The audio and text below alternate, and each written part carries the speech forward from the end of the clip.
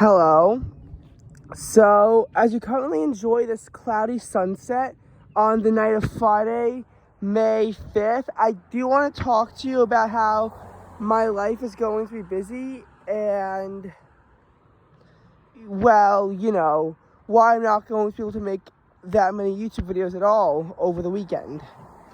So, you may or may not have heard about this because I didn't post on my channel, but I talked a lot about it. I'm doing a lifeguard training class. I had to do an online course throughout the entire week that was about 6 hours in length, and I literally passed the final by one question. I got exactly the 80% required to pass the online exam on my first try. And I should do some studying because I can't actually use any notes for the written exam at the end of the lifeguard course. I need to do some studying, some note-taking, and I think that I have to take that exam literally after I'm exhausted with lifeguard work, but I'm not sure how lifeguard class is actually going to work out. So, I'm going to have to go in from 9 a.m. to 5 p.m. on both Saturday and Sunday. Saturday and Sunday is supposed to be under deep blue skies and it's supposed to get into the low 70s. And while I'll be able to enjoy temps in the upper 60s, it won't feel as warm based on the fact that the sun is already going down at that point. But it's better than nothing because the high temperatures are thankfully occurring later on in the afternoon.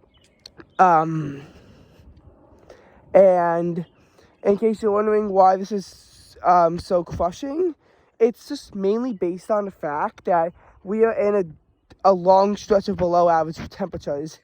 While my suburb did manage to be slightly above average on Monday, the city in particular has been below average the past 12 days.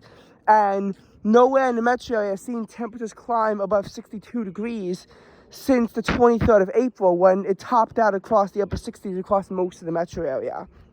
As a matter of fact, April 14th was the last time that my suburb managed to make its way into the 70s when the mercury topped out at 84. While the city has hit the 70s several times since, it still wasn't really the same warm sensation, and we've really been seeing this pattern of highs, which a lot of times in the 50s, and I'm going to be missing out on nice weather to do this. It's also going to be a vigorous course. I'm not going to have that good of a lunch during it because you can't go out and get lunch. We're going to have small breaks.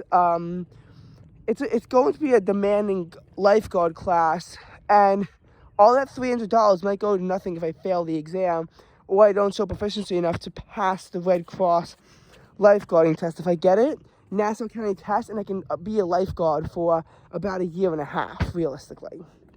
So, we'll see how this goes, but likely little content coming out for me.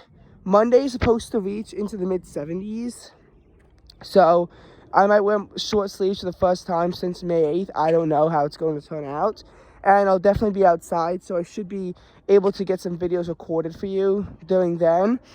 The weather does turn a little bit crappier midweek, but then it gets back into the upper 70s on Friday, May 12th. So, again, should be outside enjoying the warmth and recording videos as well. So, that's just your little update as to where I'm going to be. We're not forecasting too much rain, which is actually not a good thing for our drought, which I know is ridiculous because New York City had the 7th wettest April on record.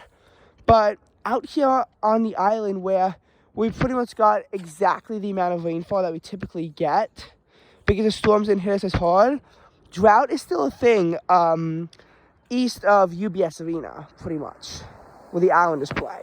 So, east of the Cross Island Parkway, I guess, is a better mark. There's still drought, and we need this drought relief to come, but we're not really going to get it that much, which is fine because we could always have storms coming at the end.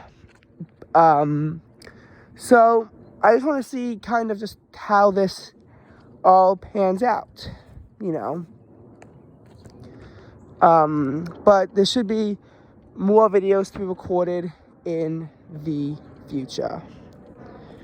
Oh, by the way, if anyone asks if I'm going to be wearing shorts during this next week of warmth, my answer is probably not, but I could see it happening if Friday manages to actually bust its way into the 80s, which I doubt at this point, but we'll have to see how the ridge is going to be positioned by that point.